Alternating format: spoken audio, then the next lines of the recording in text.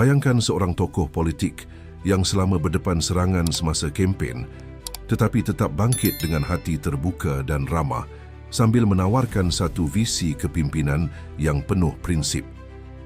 Itulah kisah Datuk Seri Panglima Wilfred Madius Tangau yang kini mencalonkan diri di kerusi DUN Tamparuli bagi pilihan raya negeri Sabah ke-17. Mari kita selami cerita beliau dan juga apa maksudnya untuk Sabah secara lebih luas. Salam sejahtera kepada para sahabat penonton semua. Bertemu kita sekali lagi dalam channel The Scream Media. Madius sedia memaafkan mereka yang memburuk-burukkan namanya masa kempen. Itulah cerita kita pada kali ini dan sebagai disclaimer, berita ini adalah merujuk kepada laporan asal yang ditulis dalam talantang.com serta sumber-sumber sahih yang lain. Datuk Seri Panglima Wilfred Madius Tangau, Presiden Kehormat UPKO dan Ahli Parlimen Tuaran, secara terbuka menyatakan bahawa dia sedia memaafkan pihak lawan yang memburuk-burukkan namanya sepanjang kempen PRN ini. Kata-kata tajam dilontar semasa ceramah, kata Tangau. Namun dengan rendah hati, beliau anggap semua itu sebahagian daripada permainan politik. Saya sedia memaafkan mereka walaupun memburuk-burukkan saya semasa kempen, ujarnya kepada pemberita. Beliau percaya bahawa kebenaran akhirnya akan terserlah dan rakyat akan faham bahawa dakwaan-dakwaan tersebut tidak benar. Tangau mencalonkan diri bagi kerusi DUN N14 Tamparuli mewakili UPKO dengan slogan Sabah First. Dalam ucapannya, beliau menekankan kepimpinan yang berintegriti, bebas rasuah dan berfokus pada pembangunan rakyat serta pelayanan ikhlas. Beliau meletakkan dirinya sebagai calon nombor 10, tetapi dari sudut nilai, beliau ingin menjadi pilihan pertama dalam hati pengundi. Persaingan di Tamparuli memang sengit. Selain Madius, terdapat calon daripada Parti Impian Sabah, PIS, iaitu Julia Emelda Ongkili. Warisan meletakkan Joseph Lee, KDM, Parti Kesejahteraan Demokratik Masyarakat, mencalonkan James Lungkapis dan mewakili Gabungan Rakyat Sabah, JRS, adalah Bonaventure Boniface. Tambahan pula, 6 calon bebas turut memasuki gelanggang, termasuk Johan Jahid, bekas penyandang, dan beberapa nama lain. Di samping itu, suasana kempen di Tamparuli sempat menjadi tumpuan apabila calon-calon turun ke Tamu Rabu Tamparuli, pasar mingguan yang merupakan nadi komuniti setempat, untuk berjumpa pengundi. Madius juga menyuarakan keyakinan bahawa PRN 17 akan berlangsung dalam suasana harmoni dan terkawal, dengan semua prosedur pilihan raya dijalankan mengikut piawaian standard untuk memastikan integriti proses. Dalam kenyataannya kepada media, beliau menyeru agar semua pihak menumpukan pada pembangunan negeri, bukan semata-mata retorik politik. Pada sudut masa pemilihan, Tangau pernah menyuarakan pandangan menarik sebelum ini. Beliau mencadangkan agar Suruhanjaya Pilihan Raya (SPR) menetapkan hari mengundi dan penamaan calon pada hari bekerja, Isnin hingga Khamis, bukannya hari Jumaat, Sabtu atau Ahad. Alasan beliau bukan semata-mata praktikal, tetapi juga menghormati kepelbagaian agama di Sabah. Menurutnya, hari-hari tersebut adalah hari ibadat bagi pelbagai komuniti. Jumaat untuk umat Islam, Sabtu untuk ahli Sabat, Adventist dan Gereja True Jesus, dan Ahad untuk Kristian lain. Beliau mengaitkannya dengan prinsip pertama rukun negara, iaitu kepercayaan kepada Tuhan.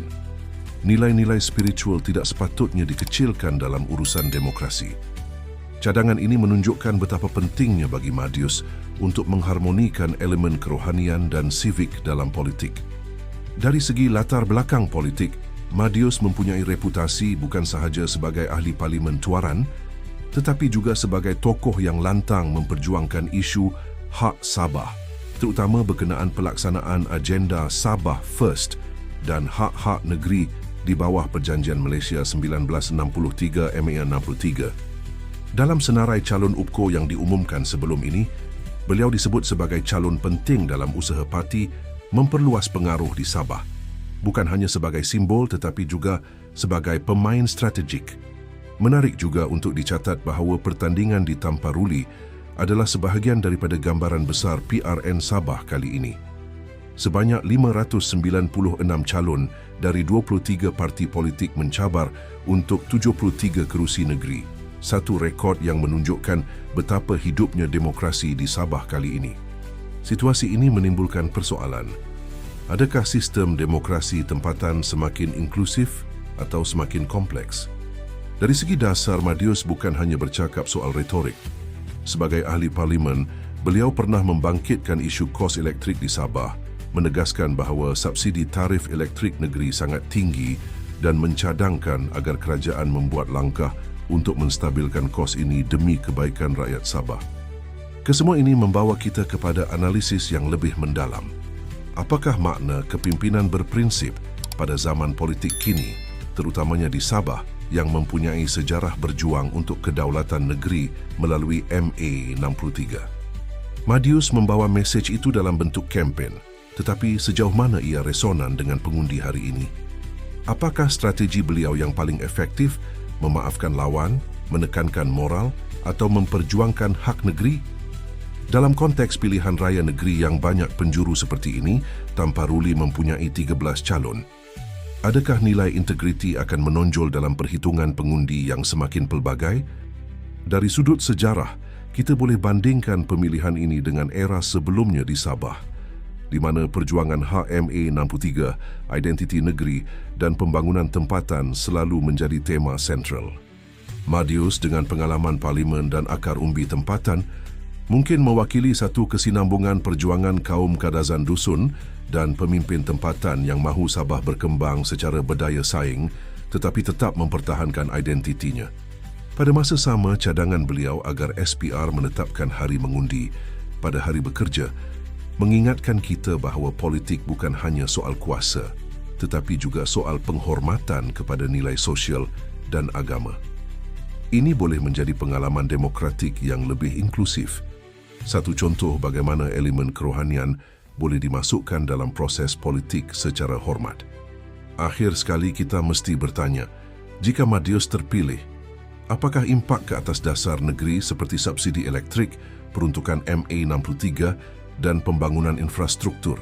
Dan jika tidak, apakah makna kempen Sabah First akan luntur atau hanya ditangguh?